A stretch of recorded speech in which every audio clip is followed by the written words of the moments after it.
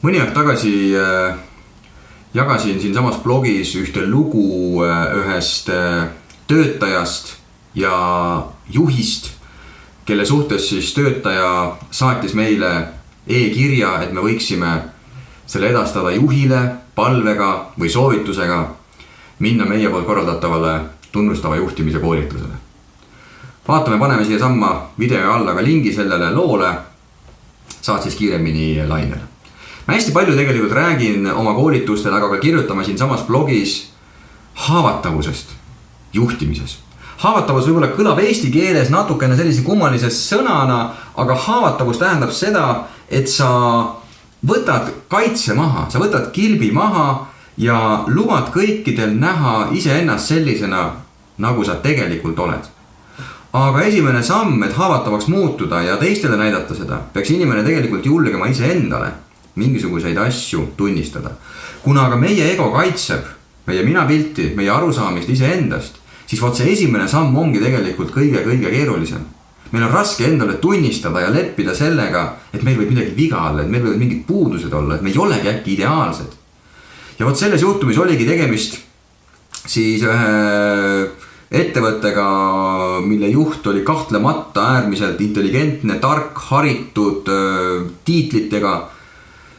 Ja tema puhul ilmselgelt ongi väga raske tunnistada seda, et ma võib-olla kõiki asju ei tee ideaalselt.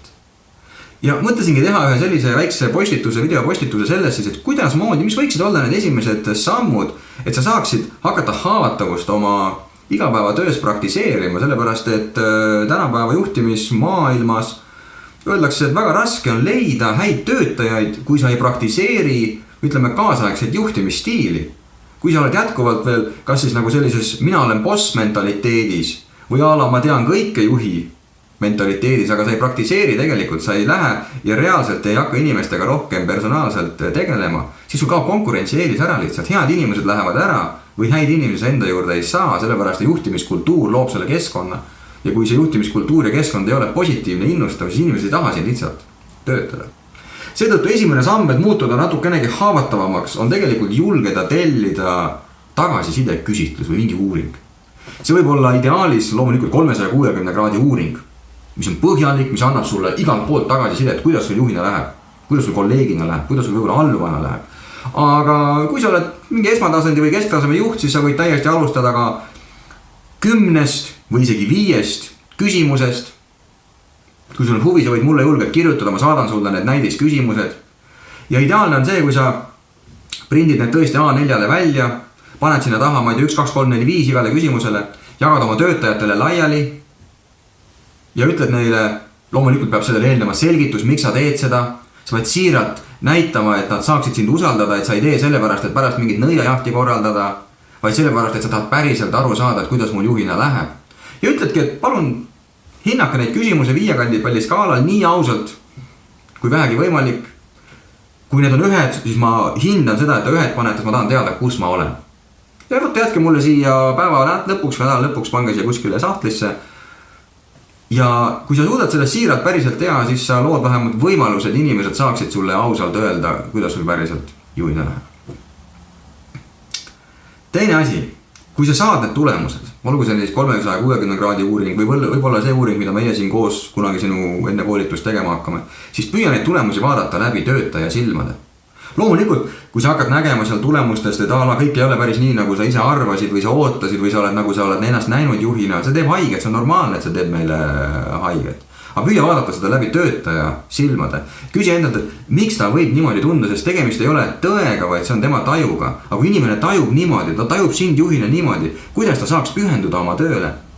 Kui ta tajub sind näiteks liialt kriitilisena või liialt kontrollivana või liialt mitte arvestavana, kuidas ta saaks pühenduda? Seetõttu see, et sina näed, et see ei ole niimoodi, aga tema seda tajub niimoodi, siis see takistab tal ikkagi ju pühendumast. Niisiis teine samm ongi see, et püüa seda näha läbi töötaja silmade ja tunnista oma ebatäiuslikkust. Nii nagu sa näed, et töötajad on ebatäiuslikud, sul ei ole tõenäoliselt täiuslikke töötajaid, nii ei saa ka sina juhina olla täiuslik, sest võib-olla aasta tagasi sa olid ise nende positsioonil ja arvatavasti ka siis sa ei olnud täiuslik. Ka mina koolitajana ma ei ole täiuslik. Ka see video ei ole täiuslik, mitte midagi ei ole täiuslikkust. Aga kui me püüame kogu aeg peita seda ebatäiuslikkust ja näida täiuslikuna, siis me kahjuks lülitame välja kogu arenguvõimaluse enda jaoks.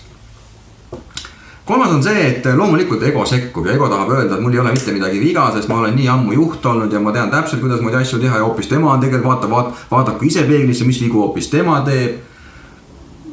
Ära anna sellele poolele jõudu juurde.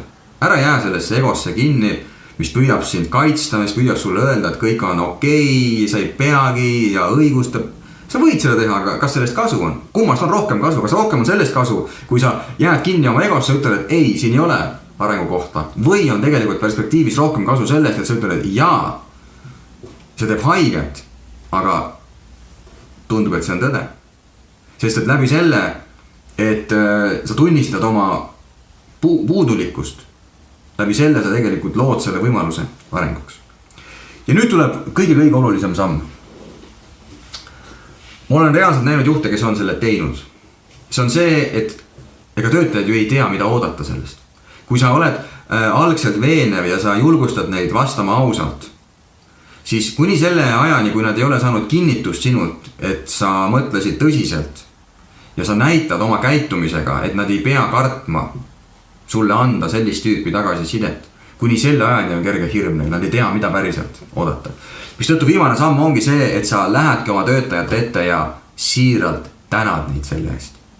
Ja ütledki nendele, et tulemused olid sellised, te vaatate koos tulemused läbi. Selles osas ma sain sellise hinnangu, selles osas ma sain sellise hinnangu ja tänad neid sellest. Ja kinnitad ja garanteerid neile veel kord, et sa ei võta seda isiklikult, sest sa tahtsid päriselt aru saada, kus sa juhina oled. Sa tahtsid päriselt avastada enda jaoks arengukohti. Sa oled ehe, sa oled siiras, sa oled autentne, sa oled inimene.